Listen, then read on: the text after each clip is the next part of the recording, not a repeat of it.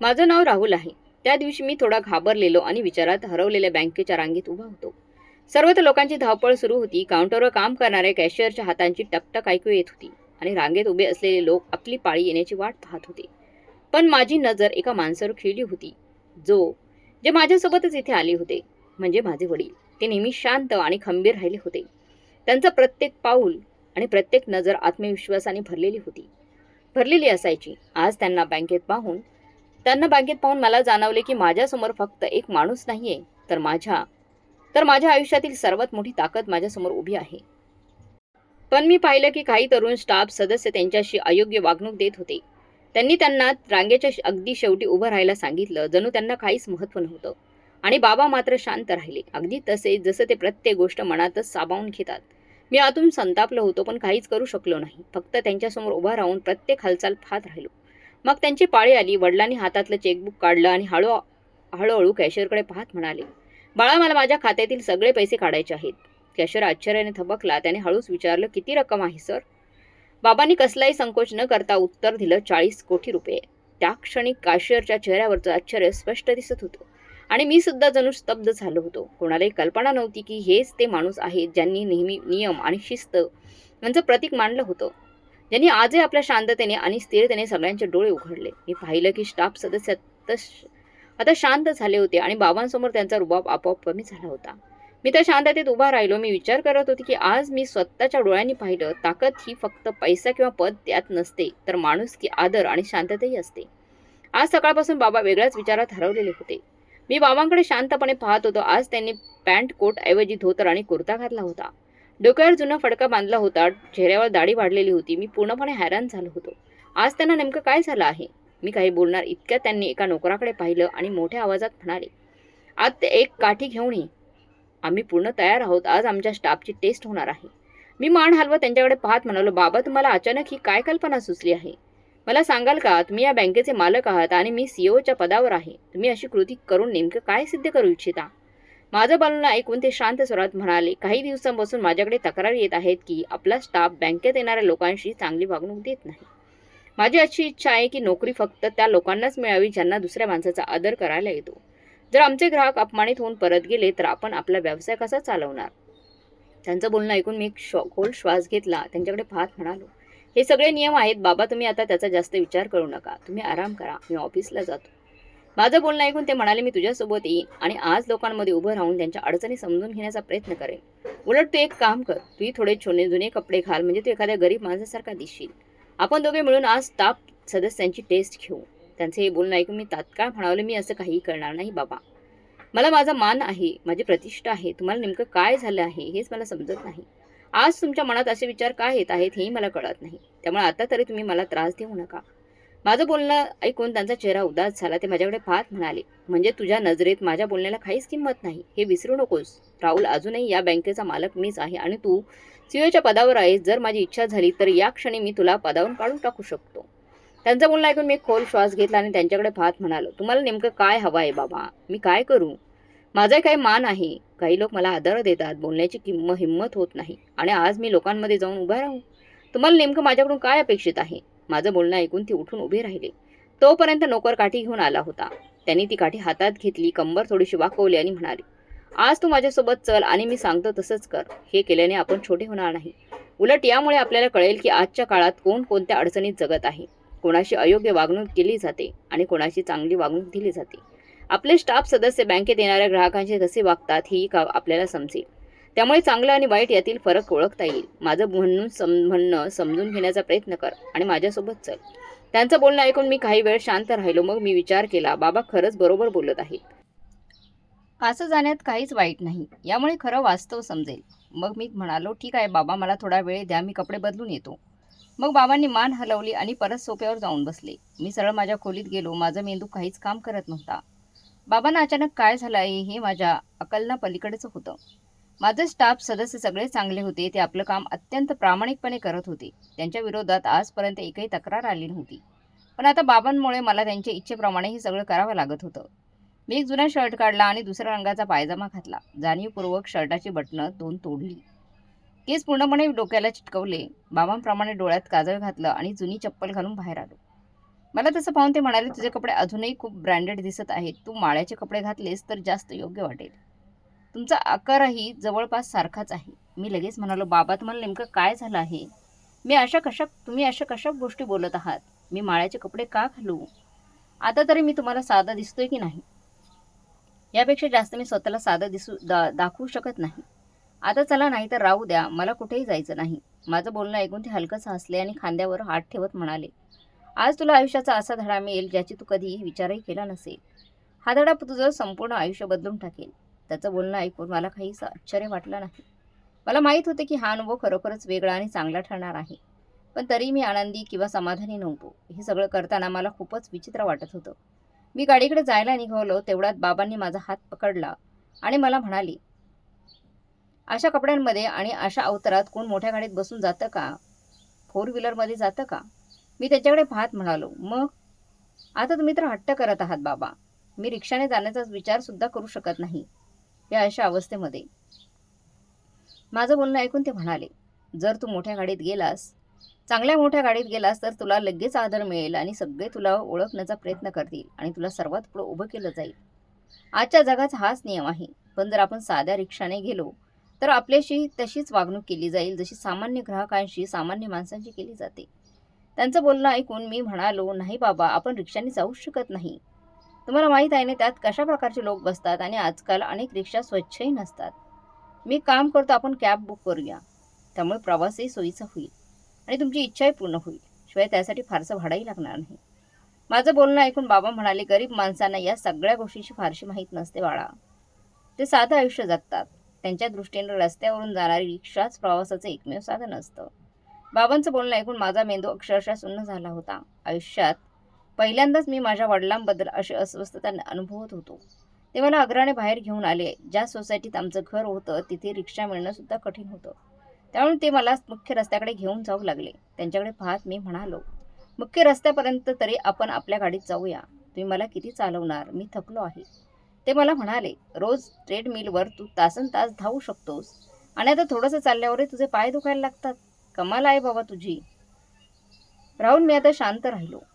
कधी कधी घरातील वडीलधाऱ्यांचं काही कृत्य तरुण पिढीला खरोखरच आश्चर्यचकित करून टाकतात, जसे की माझे बाबा करून टाकत होते. थोड्या वेळाने आम्ही मुख्य रस्त्यावर पोहोचलो. तिथे भरपूर वाहने ये जा करत होती. तेवढ्यात एक रिक्षा आमच्या जवळून गेली. मी लगेच तिला थांबवलं. बँकेचा पत्ता आणि इतर आवश्यक माहिती रिक्षा चालकाला सांगितली. त्याने लगेच येण्याची तयारी दर्शवली. मी रिक्षात बसणार इतक्यात बाबा लगेच म्हणाले, अरे, आधी भाडं तरी ठरव. काय झालं आहे तुला? असं थेट रिक्षात जाऊन बसतोस. जर त्याने जास्त पैसे मागितले तर? ते कुठून देणार आहे तू त्याला जास्तचे पैसे? मी आश्चर्याने बाबांकडे पाहिलं. बाबा, इथे अभिनय करण्याची काय गरज होती? मग मी रिक्षा चालकाकडे पाहिलं. तो लगेच म्हणाला, साहेब, 500 रुपये लागतील. इथून बँक खूप लांब आहे, त्यामुळे हे भाडं योग्यच आहे. पण बाबा म्हणाले, आम्ही गरीब माणसं आहोत रे. इतके पैसे देऊ शकत नाही आम्ही तुला. मी 300 रुपये देईन. चालत असेल तर सांग, नाहीतर दुसरी रिक्षा थांबवतो. रिक्षा चालकाने माझ्याकडे पाहिलं. माझा चेहरा लाजेने लाल झाला होता. तो म्हणाला, साहेब, बँकेचा रस्ता खूप दूर आहे. मला 2 फेऱ्या माराव्या लागतील. मी सांगितलेले 500 रुपयांचं भाडं अगदी योग्य आहे. बाबा दुसरीकडे वळत म्हणाले, ठीक आहे, ठीक आहे, मग तू जा. मी दुसरी रिक्षा थांबवतो. रिक्षा चालक म्हणाला, ठीक आहे, मी 400 रुपये घेतो. यापेक्षा 1 रुपयाही कमी घेणार नाही. मला माहीत आहे तुम्हाला जायचंच आहे तिथे बँकेमध्ये आणि दुसरा रिक्षा चालक तुम्हाला इतक्या कमी पैशात घेऊन जाणारच नाही. आता तुमची इच्छा जायचं असेल तर बसा, नाहीतर मी पुढे जातो. मी लगेच बाबांकडे पाहत म्हणालो, कृपा करा बाबा, असं करू नका. तोही एक गरीब माणूस आहे. आपणच जर त्यांच्याशी अशी घासाघीस केली तर तो काय कमवणार बाबा? आणि हा हा कसला हिशोब? आपण आज लोकांना समजावून घेण्यासाठी बाहेर पडलो आहोत, गरीब माणसाचं नुकसान करण्यासाठी नाही. त्यामुळे चला या रिक्षामध्ये. माझं बोलणं ऐकून त्यांना माझं म्हणणं पटलं असावं. त्यांनी मान हलवली आणि म्हणाले, ठीक आहे बाळा, मलाही वेळेत बँकेत पोचायचं आहे. उशीर होऊन माझं काम अडायला नको. असं म्हणत ते रिक्षात बसले. मी एकदा आकाशाकडे पाहिलं आणि देवाकडे मनोमन प्रार्थना केली, देवा, आज खूप संयम दे. कारण आज माझ्याकडून बाबा अजून काय काय करून घेणार आहेत काहीच सांगता येत नाही. पण मला माहीत नव्हतं की आजचा दिवस माझं संपूर्ण आयुष्य बदलून टाकणार होता. आज माझ्या आयुष्यात एक नवा अनुभव येणार होता आणि एका कठोर मनाच्या माणसाच्या स्वभावातही मोठा बदल घडणार होता. मी शांतपणे रिक्षात बसलो. जसजसं आम्ही पुढे जात होतो तसतसे माझा अहंकारही कमी होत चालला होता. मला आयुष्यात पहिल्यांदाच इतकी लाज वाटत होती. आजपर्यंत मी कधी रिक्षाने प्रवास केला नव्हता. मला समजायला लागल्यापासून मी फक्त मोठ्या गाड्यांमधूनच प्रवास करत होतो आणि आज पहिल्यांदाच रिक्षात बसून प्रवास करत होतो. लांबचा प्रवास करून आम्ही बँकेत पोहोचलो. बाबांनी रिक्षा चालकाला पैसे दिले. मी आजूबाजूला नजर फिरवली. बँकेच्या बाहेर खूप गर्दी होती. बहुतेक लोक एटीएम मधून पैसे काढण्यासाठी आलेले होते. मी आणि बाबांनी दोघांनी चेहऱ्यावर मास्क लावला. बाबा या शाखेत फारसे येत नसल्यामुळे त्यांना ओळखणं फार कठीण होतं आणि त्यातही त्यांनी मास्क घातला होता. पण मी वारंवार इथे येत होतो, त्यामुळे मी मास्क नीट चेहऱ्यावर लावला आणि आम्ही दोघे आत गेलो. आम्ही आत पोहोचल्यावर काउंटरवर खूप गर्दी होती. तेवढ्यात मी आणि बाबा दुसऱ्या काउंटरवर गेलो, जो पूर्णपणे रिकामा होता. माझी नजर यशावर गेली. तो शांतपणे काही कागदपत्र लिहित बसलेला होता. मी त्याच्याजवळ गेलो. आवाज बदलला आणि त्याच्याकडे पाहत म्हणालो, आम्हाला पैसे काढायचे आहेत. मी अजून बोलतच होतो, तेवढ्यातच काउंटरवर बसलेल्या कॅशियरने माझ्याकडे एक कटाक्ष टाकला आणि मग लगेच म्हणाला, जा दुसऱ्या रांगेत उभे राहा, सध्या हा काउंटर बंद झालेला आहे. मी आश्चर्याने घड्याळाकडे पाहिलं. त्यावेळी कोणताही काउंटर बंद नसतो. सकाळची वेळ होती, तिथे खूप गर्दी होती, त्यामुळे हा काउंटरही सुरू ठेवायला हवा होता. मी त्यांच्याकडे पाहत म्हणालो, इथे एवढी गर्दी आहे, मग हा काउंटर बंद का ठेवला आहे? तो माझ्याकडे रांगाण पाहत म्हणाला, ए मुला, तू मला जास्त काही शिकू नकोस. जा आणि दुसऱ्या जागेत उभा राहा, समजलंस का? नाहीतर आत्ताच तुला या बँकेतून बाहेर काढतो, समजलंस का? त्याचं बोलणं ऐकून बाबांनी माझा हात पकडला. त्या क्षणी माझा त्याचा चांगलाच समाचार घ्यायचा विचार आला होता, पण बाबांनी मला थांबवल्यामुळे मी शांत राहिलो. बाबा पुढे आले आणि त्याच्याकडे पाहत म्हणाले, बाळा, मी म्हातारा माणूस आहे, मला जास्त वेळ उभं राहता येत नाही. कृपया माझं काम याच काउंटरवर करून घ्या, म्हणजे मी लवकर घरी जाऊ शकेन. पण तो म्हणाला, हे नियमांच्या विरुद्ध आहे. बाकीचे काउंटर सुरू झालेले आहेत, तुम्ही तिकडे जाऊन उभे राहा. मी लक्षपूर्वक त्यांच्या टेबलाकडे पाहिलं. तो खरंच रिकामाच बसलेला होता, फक्त काम न करण्याचं कारण शोधत होता. तो बाबांकडे पाहत रागाने ओरडला, ओ काका, इथे काम करून घ्यायचं असेल तर शांतपणे मागे जाऊन उभे राहा. माझ्यासमोर जास्त शहाणपणा करू नका. मी काय काय काम करतो आणि काय काय करत नाही हे तुम्हाला काय माहिती? अशिक्षित माणसांनी तुमच्यासारख्या लोकांना बँकेत येऊ द्यायलाच नकोय. उद्यापासून गार्डला सांगतो, तुमच्यासारखे असे गरीब लोकांना आतच सोडूच नका. कोण कुठून तोंड वर करून येतात काहीच कळत नाही. मी स्वतःवर कसाबसा ताबा ठेवला आणि मुठी आवळल्या, पण बाबांच्या चेहऱ्यावर मात्र हलकंसं हसू आलं. मी काही बोलणार इतक्यात बाबांनी दोन्ही हात जोडत म्हटलं, तुमची इच्छा. बाळा, तुम्ही खूप म्हातारे आहात, आम्ही खूप म्हातारे आहोत, आमच्यावर थोडी दया करा. तो लगेच आपल्या जागेवरून उठून उभा राहिला आणि मोठ्याने म्हणाला, तुमच्यासारख्या लोकांना नीट बोलून काहीच समजत नाही. तुम्ही मागे जात आहात की मी गार्डला बोलावू? सकाळी सकाळी कोणाचं तोंड पाहिले कुणास ठाऊक की तुमच्यासारख्या माणसाला सामोरं जावं लागत आहे. चला मागे जाऊन उभे राहा रांगेमध्ये. त्याची उद्धट वागणूक बघून मी सुद्धा शांत उभा राहिलो आणि गप्पच बाबांना येऊन दुसऱ्या रांगेत जाऊन उभा राहिलो. आम्ही सर्वात शेवटी उभे राहिलेलो होतो. बाबा माझ्याकडे पाहत म्हणाले, मला आज तुला हेच दाखवायचं होतं बाळा. ज्यांना आपण चांगलं समजतो त्यांच्या मनात किती कटुता भरलेली असते हे आपल्यालाही कळत नाही. तू त्याला खूप महत्त्व देत होतास ना. प्रत्येक कॅशियरपेक्षाही तू नेहमी आयन्सलाच वरचं स्थान दिलंस. आता पाहिलंस ना तो ग्राहकाशी कसा वागतो ते. मी पूर्णपणे हैराण झालो होतो. अय्यांश माझ्यासाठी स्टाफमधील अत्यंत महत्त्वाचा माणूस होता. मी CEO असूनही त्याला नेहमी आदर देत असे, कारण मला वाटायचे की तो आपलं काम प्रामाणिकपणे करतोय, चांगल्या रीतीने काम पार पाडतोय आणि बँकेशी निष्ठावान आहे. पण त्याची आज खरी ओळख पाहून मी मनाशी ठाम निश्चय केला की त्याला नोकरीतून नक्कीच काढून टाकेन. अशा स्टाफ सदस्याला आपल्या बँकेत कोणतीही जागा नाही. मी अजून मनात हे सगळे विचार करतच होतो, तेवढ्यात बाबांनी माझा हात पकडला आणि म्हणाले, नक्कीच तुझ्या मनात हा विचार आला असेल ना की सगळं सत्य समोर आल्यावर तू याला काढून टाकशील, तू या माणसाला नोकरीतून काढून टाकशील. पण तुला कोणालाही नोकरीवरून काढायची काहीही गरज लागणार नाहीये. आज आपल्याला अनेक चेहरे पाहायला मिळतील बाळा, आणि प्रत्येक माणसाचा स्वभावही समजेल. आपण त्या प्रत्येक परिस्थितीचा सामना करू, पण कोणालाही नोकरीतून काढणार नाही. उलट प्रत्येकाला त्याच्या चुकीची जाणीव करून देऊ. तू जे करण्याचा विचार करत आहे तो योग्य नाही. जर तू असा निर्णय घेत राहिलास तर पुढे तुलाच त्याचं नुकसान सहन करावं लागेल. तू नक्कीच लक्षात घेतलं असेल की आपल्या बँकेत बहुतेक स्टाफ तरुण आहे. जर आज आपण त्यांना नोकरीतून काढून टाकलं तर ते दुसरीकडे जाऊन पुन्हा तीच चूक करतील. म्हणून आपण त्यांना आपल्याकडेच ठेवायचंय, कामावरून काढून नाही टाकायचे. फक्त त्यांच्या चुका त्यांना समजावून सांगायच्या आहेत, जेणेकरून त्यांना स्वतःमध्ये सुधारणा करण्याची संधी मिळेल. बाबांचं हे बोलणं ऐकून मी अजिबात सहमत नव्हते ह्या बोलण्यावर. रागामुळे माझा मेंदू अक्षरशः सुन्न झाला होता. मी अजूनही विचारात हरवलेलो होतो. तेवढ्यात एक मुलगी बँकेत आली. ती सरळ दुसऱ्या काउंटरवर गेली.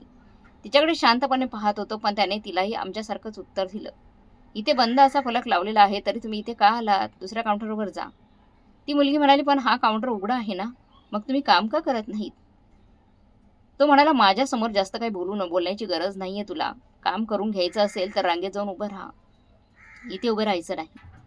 हे बघून माझा संताप आणखी वाढू लागला. मी संपूर्ण स्टाफला अनेकदा समजावलं होतं, की बँकेत येणाऱ्या प्रत्येक ग्राहकांचा आधार करणं अत्यंत महत्त्वाचं आहे. विशेषतः महिलांशी नेहमी सन्मानाने वागलं पाहिजे.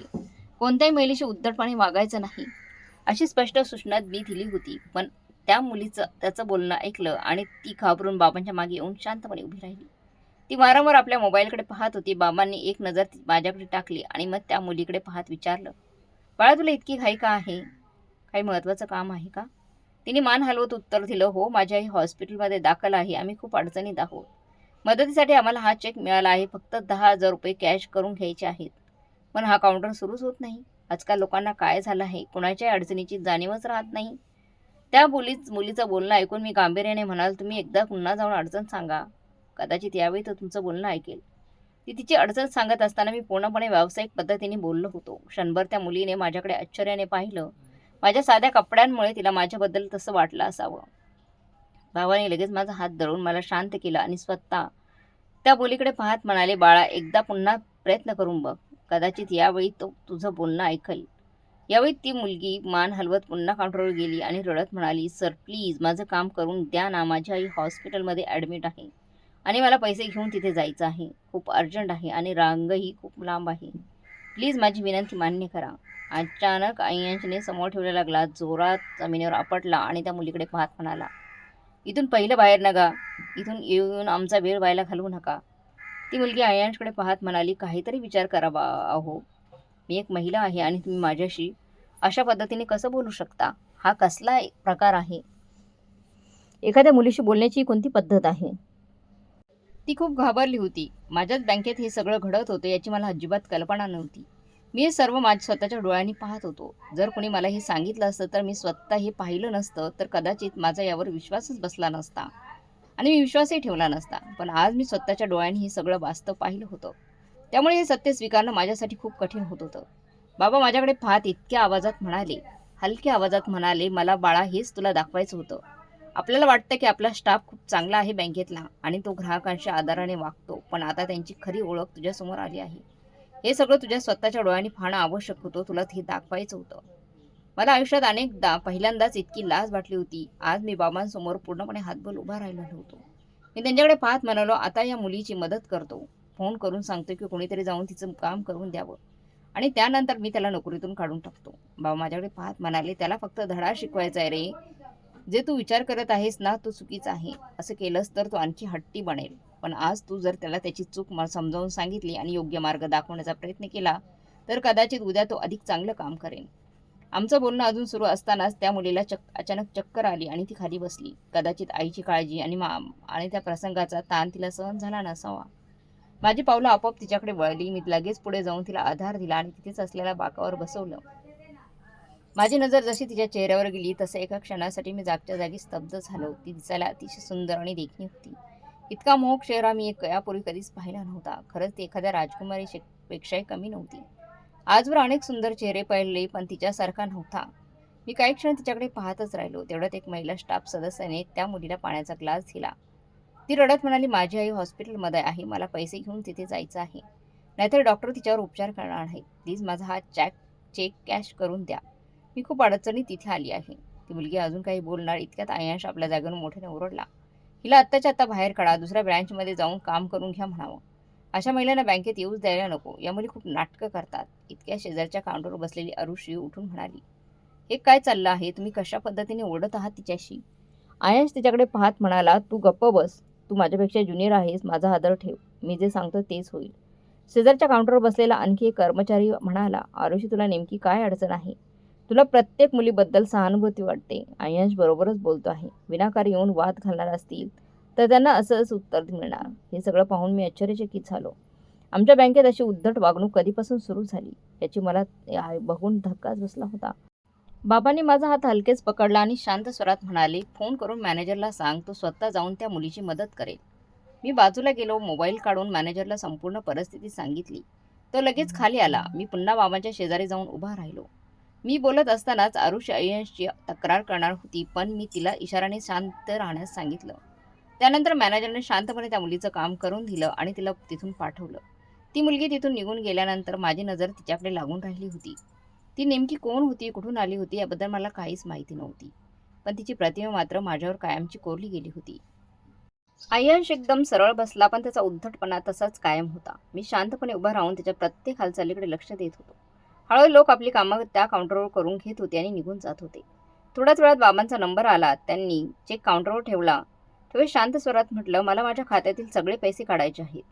ज्या बँकेत येणाऱ्या ग्राहकांशी अशी वागणूक केली जाते, अशा बँकेत मला माझे पैसे ठेवायचे नाहीत. तो उपहासाने म्हणाला, काय तुमच्या खात्यात 6-7 हजार रुपयेच असतील ना? त्याचा तर हा असा प्रकारचा उद्धटपणा पाहून मला स्वतःवर ताबा ठेवणं कठीण होत होतं. त्या माणसाचा हात धरून त्याला आत्ताच्या आत्ता माझ्या ब्रँच बाहेर काढून टाकावं असंच मला वाटत होतं. अशा लोकांना मी माझ्या आसपास सुद्धा सहन करू शकत नव्हतो. पण बाबांमुळे मी स्वतःला कसाबसा शांत ठेवलं होतं. बाबांनी अयांशकडे एक नजर टाकली आणि चेकवर सही करत म्हणाले, माझ्या खात्यात संपूर्ण 40 कोटी रुपये आहेत आणि ते सगळेच्या सगळे रुपये बाहेर काढायचे आहेत मला, असं म्हणत त्यांनी डोक्यावर बांधलेला कपडा काढला, चेहऱ्यावर लावलेली बनावट दाढी काढली. ते दृश्य पाहताच अय्यांसमोर बसलेला कॅशियर आणि शेजारचा दुसरा कॅशियर तिघेही घाईघाईने उभे राहिले. जवळची महिला आणि पुरुष स्टाफ सदस्य तिथे धावत आले आणि सगळे उभे राहिले. मी सुद्धा चेहऱ्यावरचा मास्क काढला. ते पाहताच सगळ्यांच्याच चेहऱ्यावरीलचा रंग उडाला, पायाखालची जमीन सरकली. मी अय्यांकडे पाहत म्हणालो, ग्राहकांशी अशी वागणूक करण्याचा अर्थ काय आहे? लोकांनी आपले पैसे बँकेत ठेवले आहेत आणि तुम्ही त्यांचं काम वेळेवर करत नाहीत. माझं बोलणं ऐकताच तो काउंटरच्या बाहेर आला आणि म्हणाला, काही लोकांशी असंच वागावं लागतं, कारण ते स्वतः उद्धटपणे वागतात आणि आमच्यावर दबाव आणण्याचा प्रयत्न करतात. मी त्याच्याकडे रागाने पाहत म्हणालो, उद्धटपणा कोण करत होतो हे मी माझ्या स्वतःच्या डोळ्यांनी पाहिलं आहे. आता माझं बोलणं नीट ऐक.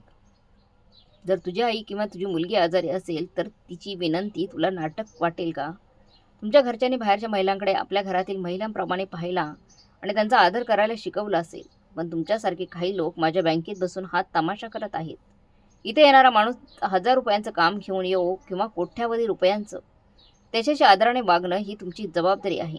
तुम्हाला कोणी अधिकार दिला की ग्राहकांशी अशी उद्धटपणे वागावं? उत्तर द्या मला.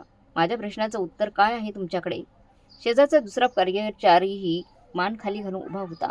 मी पुढे म्हणालो, मला पुढे याच क्षणी उत्तर हवं आहे. या बँकेत 3 काउंटर असताना सकाळच्या गर्दीच्या वेळी फक्त मधलाच काउंटर का सुरू होता? बाकीचे काउंटर का बंद ठेवले जातात? त्यामागचं कारण मला आत्ताच सांगा. ही गोष्ट 3ऱ्या काउंटरवरील कॅशियरला सांगितली होती. हे ऐकताच तिघांनी मान खाली घातली. बाबांनी आरुषीकडे पाहत म्हटलं, बेटा, आम्ही तुला प्रमोशन देत आहोत. आम्हाला तुझ्यासारख्या स्टाफची खरंच गरज आहे, जो येणाऱ्या ग्राहकांना माणूस समजेल, प्राणी नाही. तिने मान झुकून त्यांचे आभार मानले. मी शांतपणे त्यावरच्या मजल्यावर गेलो. माझा उद्देश मॅनेजरशी बोलण्याचा होता. त्या मुलीबद्दल काही माहिती त्याच्याकडे आहे का हे मला विचारायचं होतं. मला तिची भेट घ्यायची होती. आयुष्यात पहिल्यांदाच मला एखादी मुलगी मनापासून आवडली होती आणि मी तिला दुर्लक्षित करू इच्छित नव्हतो. मी केबिनमध्ये पोहोचलो. इतक्यात बाबाही आत आले. मला पाहताच ते म्हणाले, काय झालं? इतक्या लवकर वर का आलास आणि मॅनेजरसोबत मीटिंग का ठरवलीस? त्यांचं बोलणं ऐकून मी लगेच म्हणालो, आत्ता मी घरी जाईन, कपडे बदलून येईल आणि त्यानंतर एका महत्त्वाच्या ठिकाणी जायचे बाबा मला. बाबा खुर्ची ओढून बसले आणि हसत म्हणाले, काय काय तू हॉस्पिटलमध्ये जाणार आहेस का? हे ऐकताच मी एकदम त्यांच्याकडे पाहिलं आणि म्हणालो, तुमच्या बोलण्याचा नेमका अर्थ काय आहे बाबा? माझं हृदय जोरजोराने धडधडू लागलं. बाबांना कसं कळलं की ती मुलगी माझ्या मनात घर करून बसली आहे आणि मी तिचाच विचार करत आहे? मी काय बोलणार इतक्यात ते पुढे म्हणाले, मी तुझा बाप आहे रे. तू माझा बाप नाहीस. तुला काय हवं आहे आणि काय नको हे मला चांगलंच माहीत आहे. असो, तिची माहिती काढण्याचं काम माझ्यावर सोपं. तू घरी जाऊन कपडे बदल, मी थोडं काम आटपून घरी येतो. तुला ती मुलगी आवडली असेल तर आपण तिच्याविषयी चौकशी करू. पण मला एक गोष्ट समजत नाही, तुला इतक्या लवकर कोणतरी कसं काय आवडतं? मी त्याच्याकडे पाहत म्हणालो, ते सगळं राहू द्या. मला आधी हे सांगा, तुम्हाला कसं कळलं की ती मुलगी मला आवडली आहे आणि मी तिच्याबद्दल विचार करत आहे? ते माझ्याकडे पाहत हसून म्हणाले, माझे एकच संतान आहे आणि ती माझ्या हृदयाच्या अगदी जवळची आहे. ती काय करते, तिला काय आवडतं, कोण आवडतं हे सगळं मला माहीत असतं. मला वेगळं कोणी सांगायची गरज नसते. असो, आता तू घरी जा, कपडे बदल. तोपर्यंत मी तुला हॉस्पिटलचं लोकेशन पाठवतो. मला माहीत होतं की बाबांचे खूप संपर्क आहेत. ते त्या मुलीचा फोटो पाहूनही तिचा शोध लावू शकतात. मी त्यांच्याकडे पाहत म्हणालो, ठीक आहे, मी निघतो. पण आयांश आणि त्या दोन्ही कॅशियरचाही नीट बंदोबस्त करा. मला वाटत नाही की आता मी त्यांच्यासोबत काम करू शकेन. ते माझ्याकडे पाहत म्हणाले, मला ते माहीत आहे. म्हणूनच मी त्यांची ब्रँच ट्रान्सफर करत आहे. या बँकेत ते पुढे काम करणार नाही. त्यांचं ट्रान्सफर केलं नाही तर त्यांना स्वतःची चूक कधीच समजणार नाही. आता मी त्यांना त्यांच्या घरापासून दूर पाठवतो, तेव्हा त्यांना त्यांच्या चुकीची खरी जाणीव होईल. बाबांचं बोलणं ऐकून माझं मन शांत झालं. मी घरी परत आलो. कपडे बदलत असताना त्या मुलीचा चेहरा पुन्हा पुन्हा माझ्या डोळ्यासमोर येत होता. तिची एकच नजर माझ्या मनात घर करून गेली होती. माझ्या मनात एकच वेगळाच गोंधळ निर्माण करून गेली होती.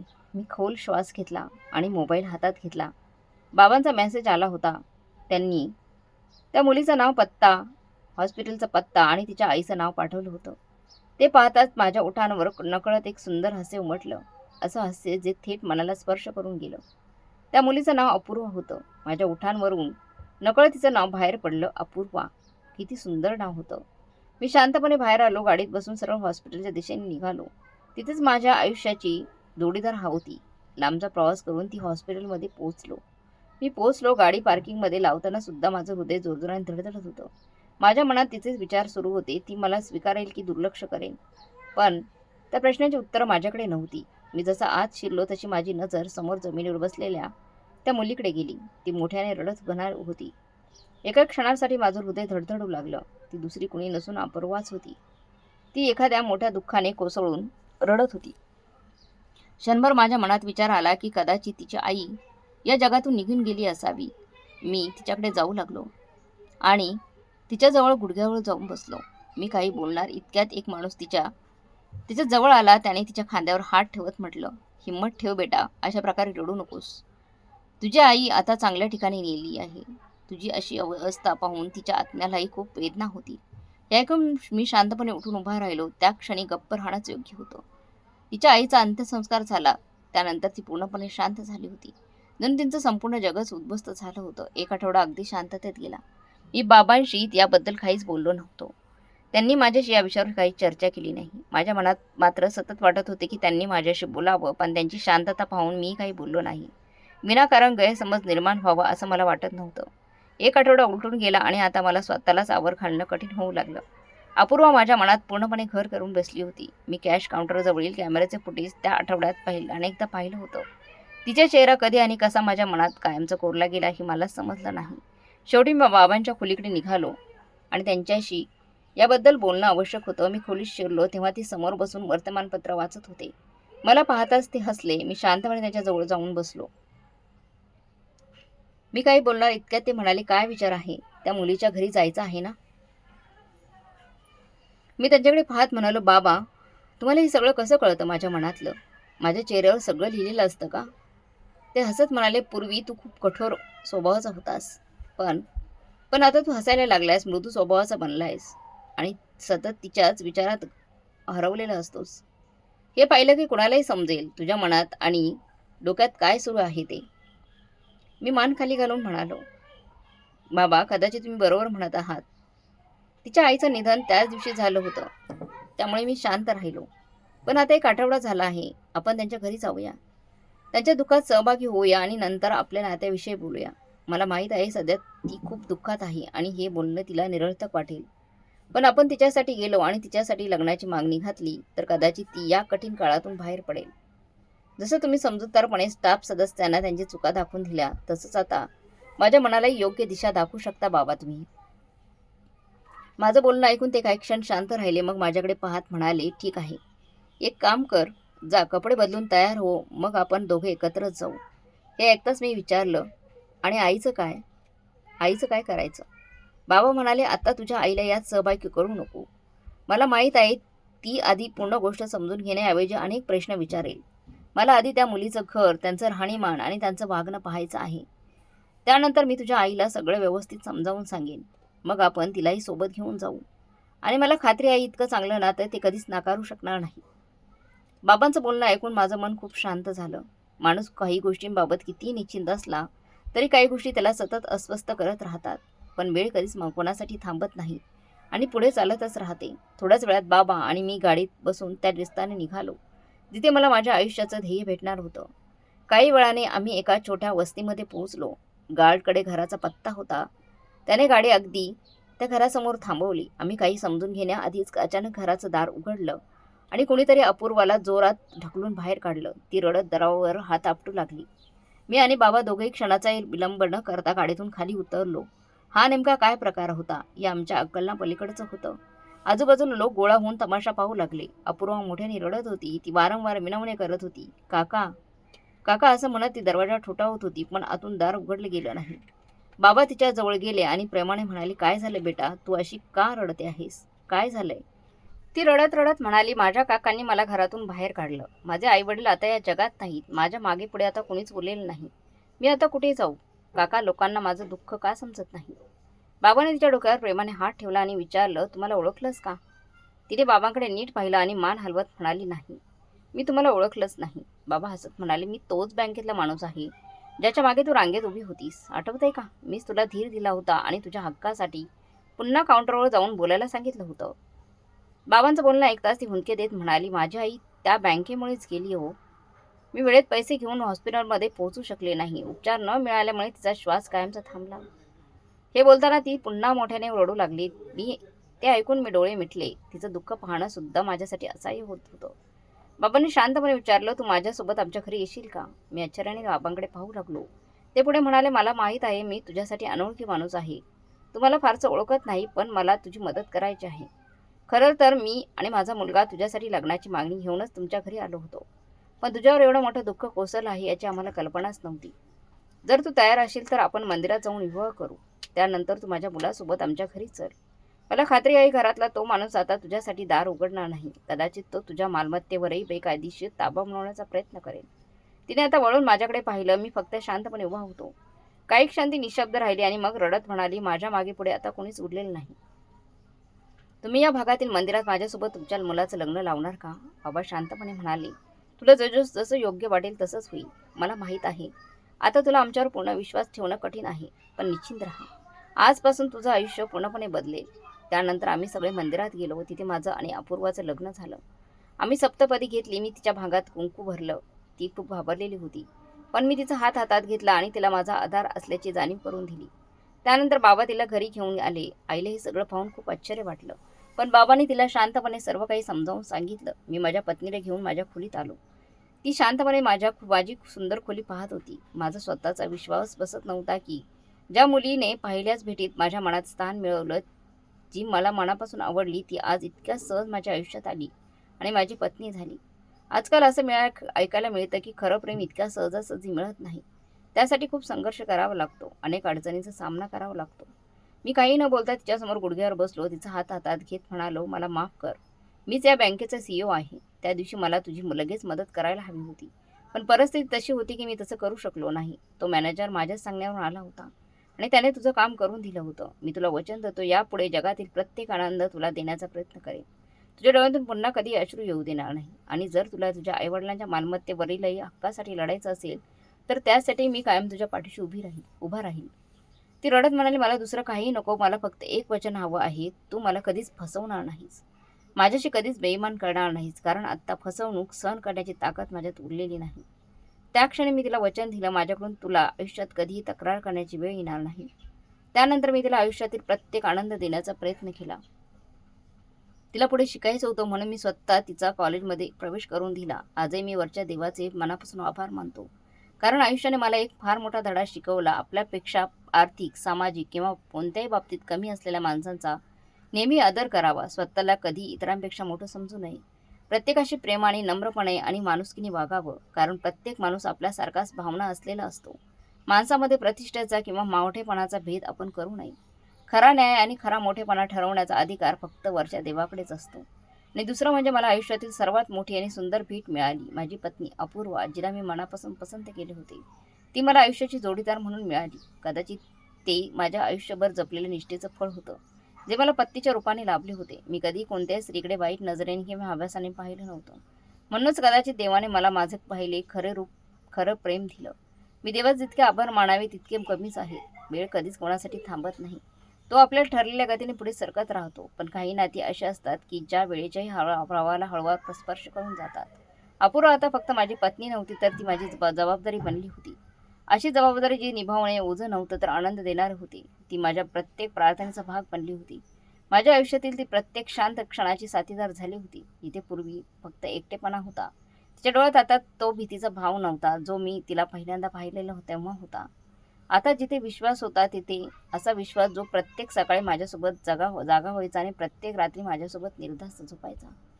हळूहळू घरातील वातावरण बदलू लागले. आईने सुरुवातीला कमी बोलणं पसंत केलं, पण सर्व काही बारकाईने पाहिलं. तिने त्या मुलीला समजून घेतले. तिने तुटलेल्या आयुष्याची वेदना घेऊन आमच्या घरात पाऊल ठेवले होते. आणि एक दिवस आईने स्वतः कबूल केले की ज्या मुलीला परिस्थितीने रस्त्यावर आणून उभे केले होते, त्याच मुलीने आमच्या घराला पुन्हा आनंदाने जगायला शिकवले. अपूर्वाने कधी आपल्या भूतकाळाला आपली कमजोरी होऊ दिली नाही. तिने आपल्या अश्रूंनाच आपली ताकद बनवली. तिने आपले शिक्षण पूर्ण केले, स्वतःच्या पायावर उभी राहिली आणि त्या अनेक मुलींसाठी प्रेरणा ठरली, ज्या एखाद्या छोट्याशा धक्क्याने हार मानतात. इकडे बँकेतही खूप मोठा बदल झाला होता. मी नियम बदलले नव्हते, तर लोकांना दृष्टिकोन बदलला होता. आता तिथे ना छोटा ग्राहक होता ना मोठा ग्राहक, तिथे फक्त माणसे होती. कारण मी स्वतःच्या डोळ्यांनी पाहिले होते की एका दिवसाची उद्धट वागणूक एखाद्याचे संपूर्ण आयुष्य उद्ध्वस्त करू शकते आणि एका दिवसाची माणुसकी एखाद्याचं उद्ध्वस्त झालेलं आयुष्य पुन्हा उभे करू शकतं.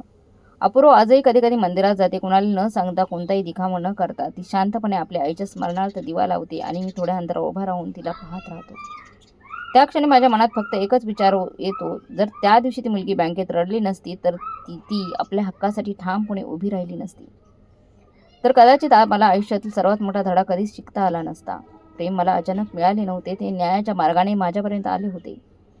आदराच्या पायऱ्या चढत आणि माणुसकीच्या दारातून माझ्या आयुष्यात प्रवेश केलेला होता. म्हणूनच कदाचित ते प्रेम क्षणिक नव्हतं, ते कायम टिकणार होतं. असे प्रेम जे काळाबरोबर अधिक खोल होत जातं, प्रत्येक परिस्थितीत खंबीरपणे साथ देतं आणि आयुष्यभर मनाला आधार देण्याची ताकद ठेवते. काळ पुढे सरकत राहिला आणि आयुष्याने आम्हाला पुन्हा एकदा आनंदाने सुंदर कारण दिले. त्या दिवशी अपूर्वा खूप शांत होती. ती न रडत होती ना हसत होती. फक्त आपले दोन्ही हात पोटावर ठेवून खिडकीतून बाहेर बसली होती. पाहत बसली होती. मी तिला जसे पाहिले तसे तिच्या मनात हलकीशी धाकधूक निर्माण झाली. तिची शांतता आता मला घाबरू लागली होती. कारण मला माहीत होते, अपूर्वा जेव्हा खूप शांत असते तेव्हा ती मनात खूप खोलवर विचार करत असते. मी तिच्याजवळ जाऊन बसलो आणि हळूच विचारलं, सगळं ठीक आहे ना? ती माझ्याकडे वळली. तिच्या डोळ्यात अशी एक चमक होती जी शब्द उच्चारण्याआधी सत्य सांगत होती. तिचे ओठ हलकेसे थरथरले आणि ती म्हणाली, राहुल, डॉक्टरांनी खात्री दिली आहे. माझ्या हृदयाची धडधड एका क्षणासाठी थांबल्यासारखी झाली. तिने माझा तळहात अलगद आपल्या पोटावर ठेवला आणि हळूच म्हणाली, आपण आईबाबा होणार आहोत. त्या एका क्षणात माझं संपूर्ण आयुष्य बदलून गेले. मला काहीच बोलता आलं नाही. मी ना आनंद अश्रू ओघळले, ना तोंडातून शब्द काही बाहेर पडले. मी फक्त तिला घट्ट मिठीत घेतले, इतक्या घट्ट की जणू आयुष्याने आता माझ्याकडून काहीच हिरावून घेऊ नये. अपूर्वाही रडत होती, पण ते अश्रू दुःखाचे नव्हते. ते अनेक वर्षांच्या प्रार्थनांनी मिळालेल्या उत्तराचे ते आनंद अश्रू होते, ज्या प्रार्थना पूर्ण व्हायला खूप उशीर झाला होता.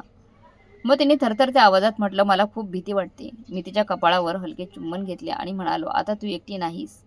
आता तुझी प्रत्येक भीती माझी आहे. त्यानंतर घरात एक वेगळीच आनंदाची झळाळी आली.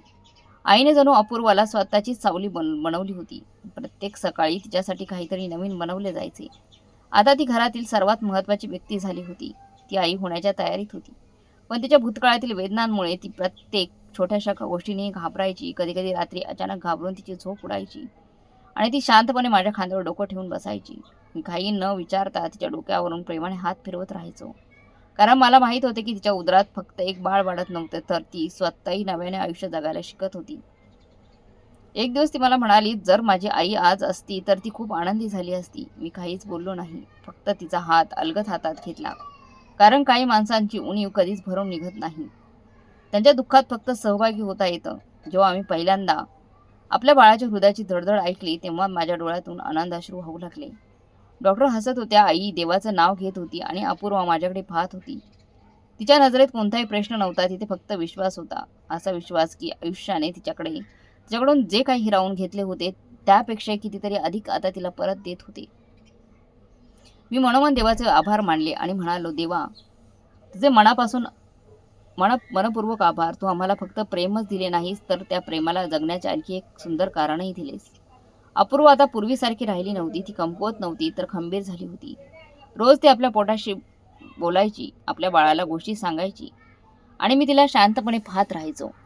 तेव्हा माझ्या मनात एकच विचार यायचा की ज्या मुलीला एकेकाळी जगाने नाकारले होते, तीच मुलगी आज कुणाच्या तरी संपूर्ण जगाचा आधार बनणार होती.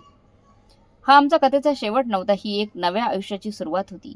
अशा नात्याची सुरुवात ज्यात प्रेमाबरोबर जबाबदारी होती, वेदनेनंतर आशा आणि प्रत्येक उद्याच्या दिवसात नव्या आनंदाची चाहूल होती. आता आमच्या आयुष्यात एक छोटंसं हृदय धडधडत होतं, जे आम्हाला रोज आठवण करून देत होतं की तुटलेली माणसे जगातील सर्वात सुंदर घर उभं करू शकतात. अपूर्वाच्या गर्भधारणेचा शेवटचा महिना सुरू झाला आणि संपूर्ण घराचा श्वास जणू तिच्याशी जोडला गेला. प्रत्येकाच्या मनात एकच भावना होती, काळजी, भीती आणि आशेचं सुंदर मिश्रण. त्या भावना प्रत्येक क्षणी देवाच्या आशीर्वादासारख्या प्रत्येकाच्या ओठांवर थांबल्या होत्या. ती आता फारशी चालू फिरू शकत नव्हती. अनेकदा हलक्या वेदनाने तिचा चेहरा आक्रसून जायचा, पण तिने कधी तक्रार करायला शिकली नव्हती. ती फक्त शांतपणे एक हात पोटावर ठेवायची, हळूच एक श्वास घ्यायची आणि डोळे मिटून घ्यायची. जणू आपल्या उदरात वाढणाऱ्या बाळाला धीर देत होती.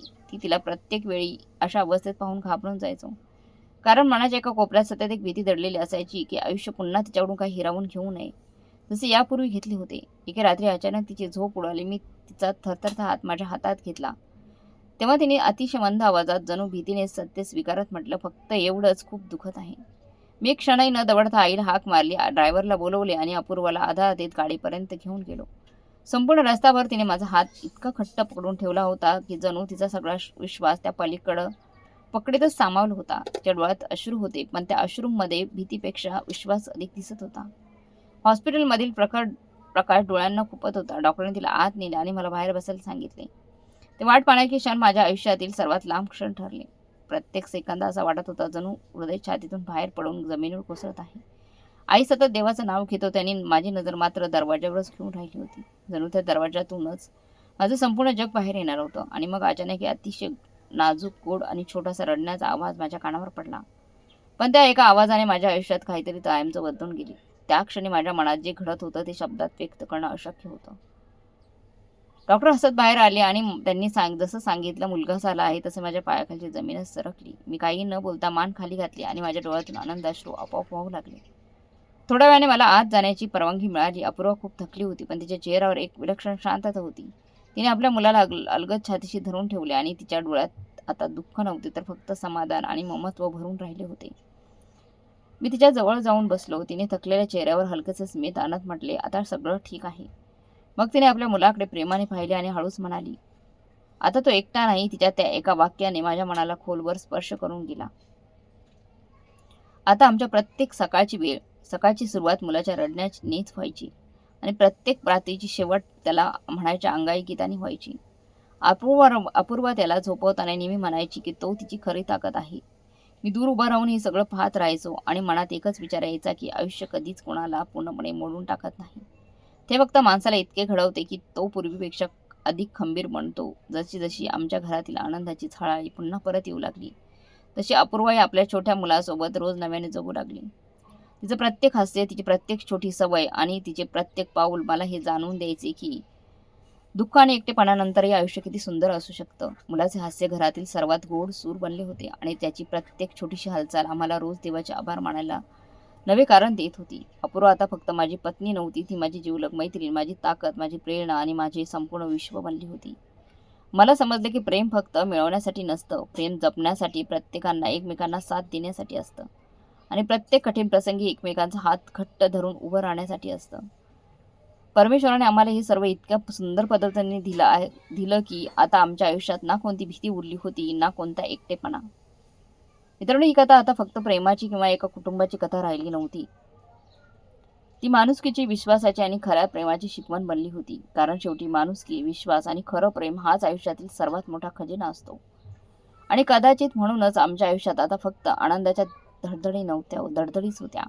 अपूर्वाच्या चेहऱ्यावरचं हास्य होतं आणि आमच्या छोट्या मुलाच्या प्रत्येक निरागस हास्यात आमची संपूर्ण दुनिया सामावलेली होती. शेवटी मी फक्त हाच विचार करत होतो की जे हरवतं ते पुन्हा सापडू शकतं, जे तुटतं ते पुन्हा सावरू शकते आणि जो मनापासून प्रेम करतो तो प्रत्येक परिस्थितीत अधिक खंबीर आणि अधिक मजबूत बनून समोर येतो. खरं प्रेम फक्त दिखाव्यात किंवा सुंदर क्षणांमध्ये नसतं. खरं प्रेम ते असतं ते जे कठीण काळातही साथ देते, जी भीती आणि दुःखाच्या क्षणी धैर्य आणि विश्वास देते. माणुसकी आणि दुसऱ्यांचा आदर हीच सर्वात मोठी संपत्ती आहे, कारण एक छोटंसं चांगलं कर्म एखाद्याचं संपूर्ण आयुष्य बदलू शकतं. तर मग मित्रमैत्रिणी, तुम्हाला आजची कथा कशी वाटली कमेंट बॉक्समध्ये नक्की कळवा. कथा चांगली वाटली असेल तर लाईक शेअर सबस्क्राईब नक्की करा. भेटूया पुढच्या कथेत, तोपर्यंत धन्यवाद.